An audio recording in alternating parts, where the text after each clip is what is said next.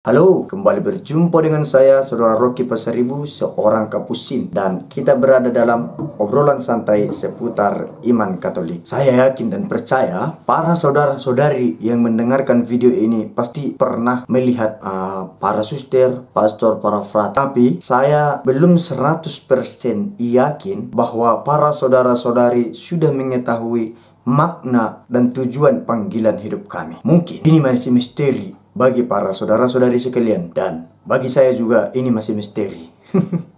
Oke, sekurang-kurangnya saya menjawab sedikit secuil dari banyaknya tujuan hidup kami. Kayaknya gereja kita melalui hidup kami ini dengan memberikan 3 pertanyaan. Pertanyaan ini saya buat sendiri, saya jawab sendiri, dan saya bagikan kepada para saudara-saudari sekalian. Dan saya harap ketiga pertanyaan ini mewakili pertanyaan Anda sekalian. Tapi sebelumnya, seperti biasa, jangan lupa untuk menjinakkan tombol merahnya dan usahakan jangan meledak sebelum waktunya, ya.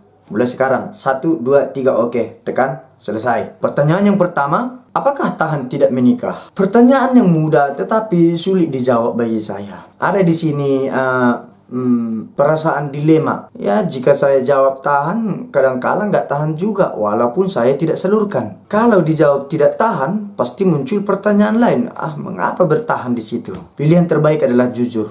Saya sebagai lelaki normal pasti ingin menikah, dan dorongan untuk menikah ada. Itu jelas. Laki-laki mana sih yang tidak bergejolak hatinya ketika melihat perempuan berjalan di depan kita dengan wajah bening dan kening yang licin sembari melemparkan senyum kepada kita? Lelaki mana yang tidak tergoda? Lelaki mana yang tidak kelepek-kelepek hatinya melihat itu? Dan itu juga saya rasakan. Tapi pengalaman seperti ini, fakta seperti ini, tidak hanya saya yang mengalaminya, melainkan para pastor, suster, frater, bahkan saya yakin uskup sekalipun mungkin merasakan hal yang sama kalau dia memang normal. Namun bagaimanapun keadaannya, mau tidak mau harus ditahankan. Memang salah sendiri mengapa mau memilih menjadi religius.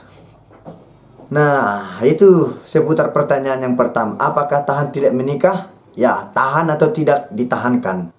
Oke, pertanyaan yang kedua ialah, apakah memilih jalan tidak menikah merupakan suatu pilihan hidup yang sia-sia? Saya menilai pertanyaan yang kedua ini adalah jantung dari video ini. Tanpa pertanyaan yang kedua ini, seluruh isi video ini tidak bermakna. Dengan tegas saya menjawab tidak. Memang kita harus sadar panggilan pria dan wanita terarah pada perkawinan. Melalui perkawinan diharapkan pria dan wanita menghasilkan insan-insan baru, sehingga dengan itu status mereka berganti dari awalnya pria dan wanita menjadi suami dan istri. Kami tidak menikah bukan suatu pilihan hidup yang gaya-gayaan supaya unik, bukan supaya lain daripada yang lain. Atau kami tidak menikah supaya kami terlihat lebih ekstrim sehingga menarik banyak perhatian orang dan kami menjadi terkenal dan ya semakin digandrungi banyak orang. Kita kembali pada Matius 19 ayat 12. Saya rasa para saudara-saudari sudah pernah membaca ini. Secara singkat saya jabarkan demikian. Ada 3 pilihan orang mengapa tidak menikah. Yang pertama, ia terlahir demikian. Maksud terlahir demikian, seseorang tidak memiliki kemampuan untuk menikah atau bereproduksi karena keterbatasan dirinya sebagai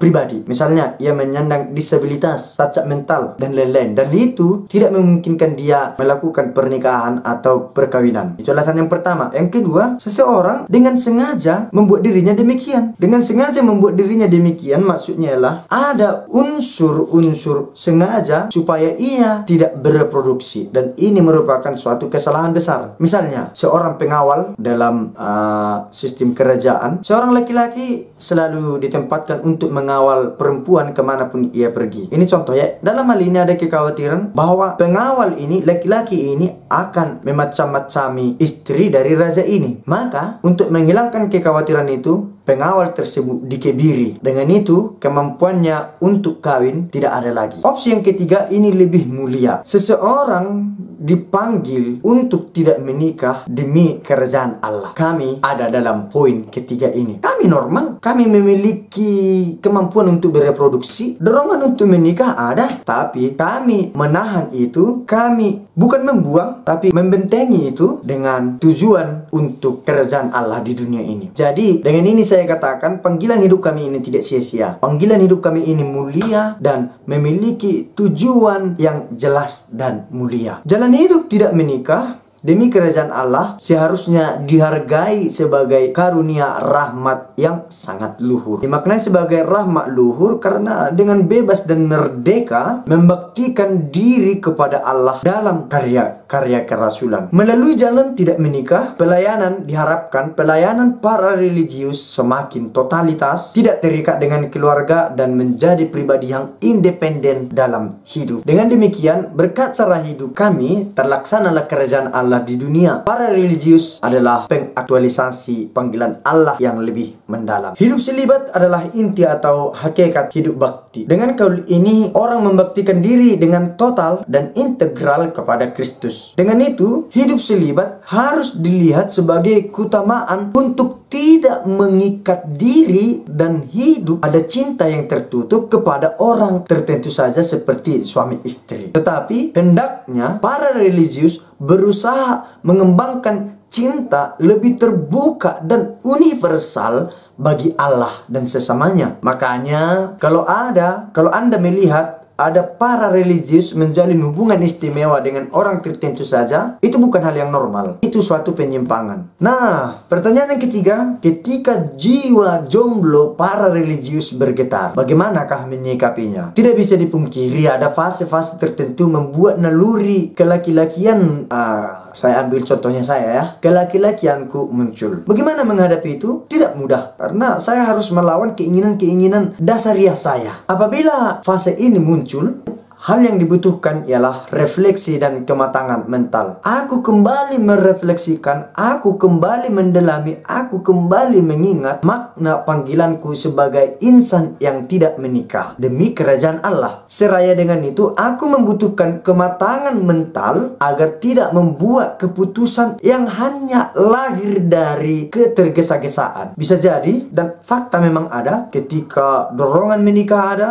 langsung ambil keputusan, inilah jalannya saya mengakhiri panggilan hidup sebagai religius. Dengan ini saya memutuskan saya tidak akan melanjut lagi, saya keluar. Keputusan yang berbuntut buru-buru sering mengakibatkan penyesalan. Penyesalan selalu datang terlambat. Kalau datang di awal, itu persiapan, kata Dennis Regan. Cara lain, terbuka kepada saudara yang dianggap lebih matang dalam bersikap dan lebih dewasa dalam bertindak. Dengan cara ini, apa yang menjadi pergulatan dapat terobati secara perlahan, tapi tidak sepenuhnya, karena jalan keluar sepenuhnya ada pada Allah. Maka berkonsultasilah dengan Dia. Sekian dari saya, Pace Ebene.